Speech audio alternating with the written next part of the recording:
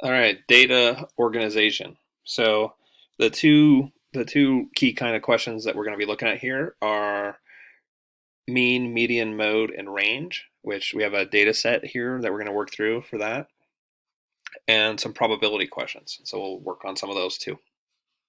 Okay, so you're going to be asked here for find the mean, median, mode, and range for this data set. Okay, so as far as definitions, mean just means the average. So that just means add up all these numbers and then divide by how many of them there are. Right? So there's 7 of these numbers. So it would be add all these up and divide by 7. Mode is the most frequent number. Right? And so if you kind of look, you can see there's 3 5s. Right? So that's going to be the mode. Median is the middle number. Okay, and so as you look at these, we're going to have to restructure this going from least to greatest so that we can figure out what the middle number even is.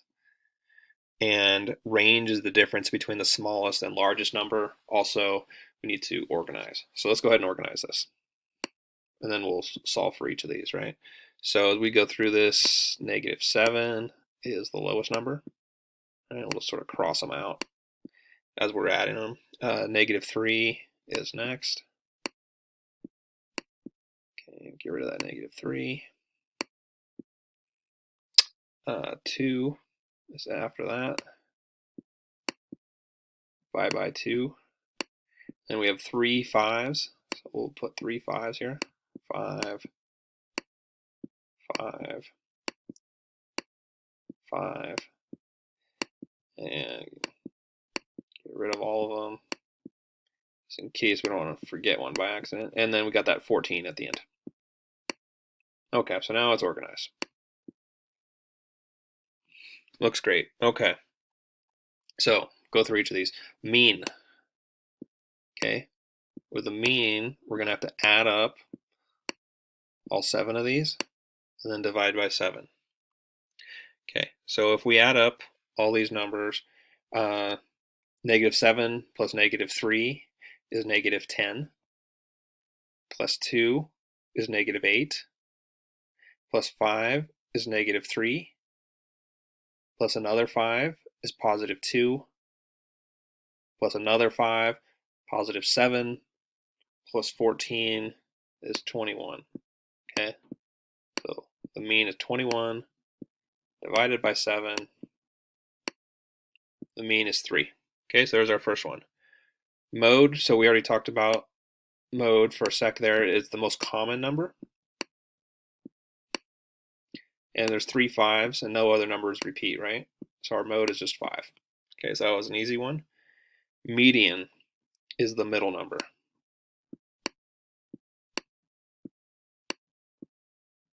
Okay, so that's why we organize these in order, right? So we could figure out what the median was. So there's 7 numbers, so the 4th number is exactly the middle. Okay, so because the 4th one is the middle number, the median is 5. And then range. And range is the difference between the smallest and the greatest number.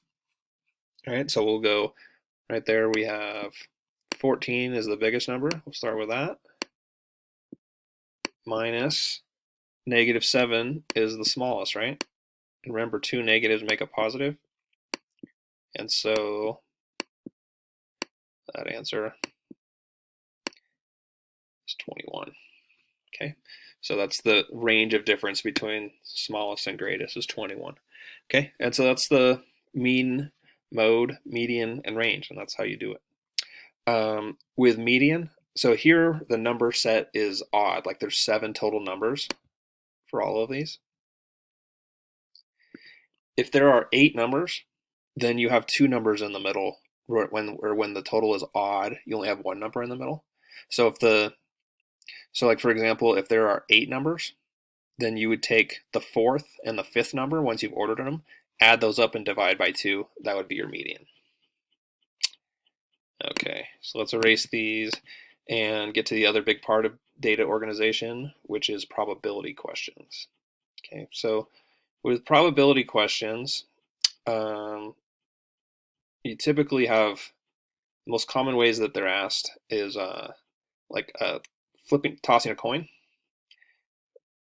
So if I toss the coin, pretty obvious, I have 50-50 chance of it being heads or tails, right?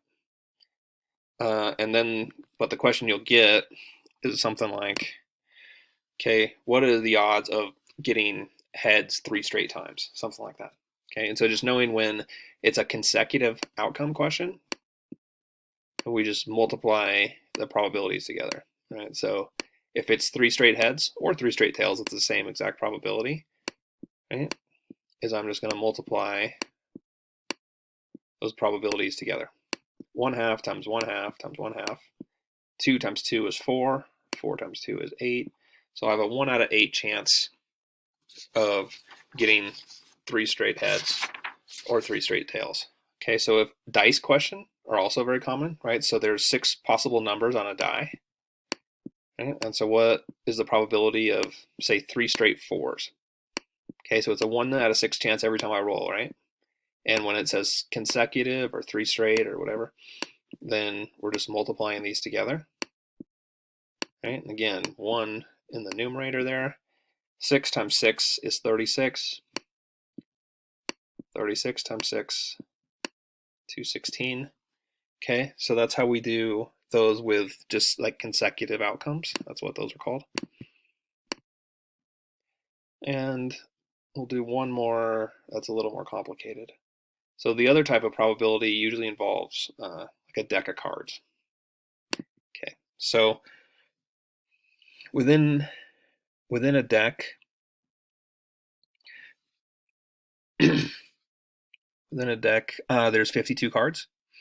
And let's say they ask you for what is the probability,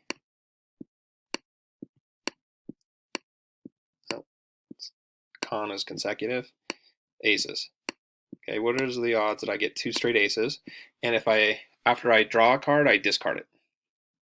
Okay, so there's 4 aces in the deck, and there's 52 cards.